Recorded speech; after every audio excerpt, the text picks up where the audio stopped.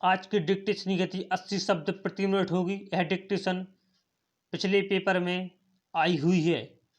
Dictation start करते हैं 5 second के बाद। स्टार्ट। अध्यक्ष महोदय, आपने इस बिल पर बोलने का जो मुझे मौका दिया है उसके लिए आपको धन्यवाद देता हूँ। इस सदन के बहुत से सदस्यों ने इस विषय पर अपने विचार प्रकट किए हैं, लेकिन मैं वित्त मंत्री महोदय का ध्यान इस देश की आम जनता की ओर खींचना चाहता हूँ।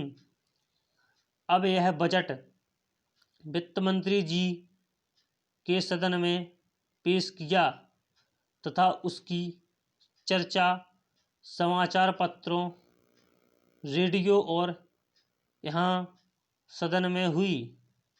तब देश की जनता को इस बजट के विषय में जानकारी मिली। इस बजट के विषय में जब आम जनता ने सुना तो उसे बड़ी निराशा हुई। उसने समझा कि इस बजट से हमारे देश की अर्थव्यवस्था स्थिर नहीं रह पाएगा। इस बजट को देखकर देश के सारे किसान और मजदूर दुखी हैं। किसानों के लिए बहुत सी बातें कही गई हैं। इस बजट में कहा गया है कि किसानों को बहुत सी सुविधाएं दी गई हैं, लेकिन वास्तव में किसानों के लिए क्या किया गया है यह मेरी समझ में नहीं आ रहा है। किसानों को खाद पर बहुत ही कम राहत दी गई है। इस राहत को हम बहुत बड़ी सुविधा नहीं कह सकते हैं।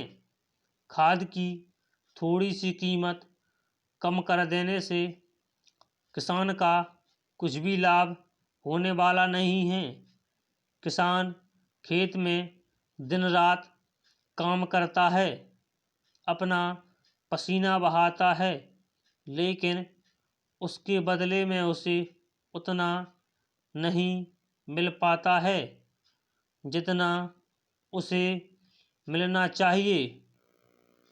अध्यक्ष महोदय, मैं इस बजट का समर्थन तो नहीं करता, लेकिन यह अवश्य कहना चाहता हूँ कि देश की स्वतंत्रता को मजबूत रखने के लिए देश के किसानों को विकास की ओर सरकार का ध्यान जाना चाहिए।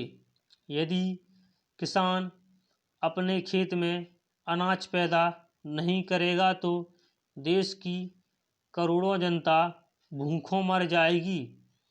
किसान ही इस देश के प्रमुख नागरिक हैं।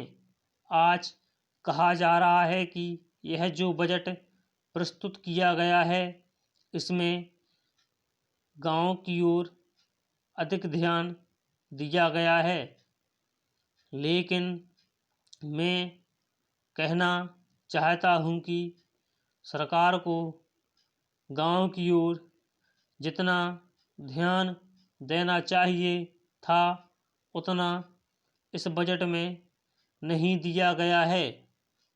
बैंकों से जो ऋण दिया जाता है वह गरीब किसान को कम और उद्योगपतियों को अधिक दिया जाता है।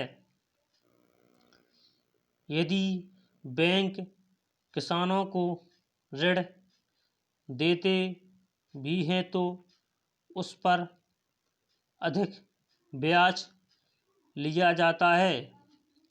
मेरा सदन से निवेदन है कि इस पर विस्तारपूर्वक चर्चा की जाए। स्टॉप।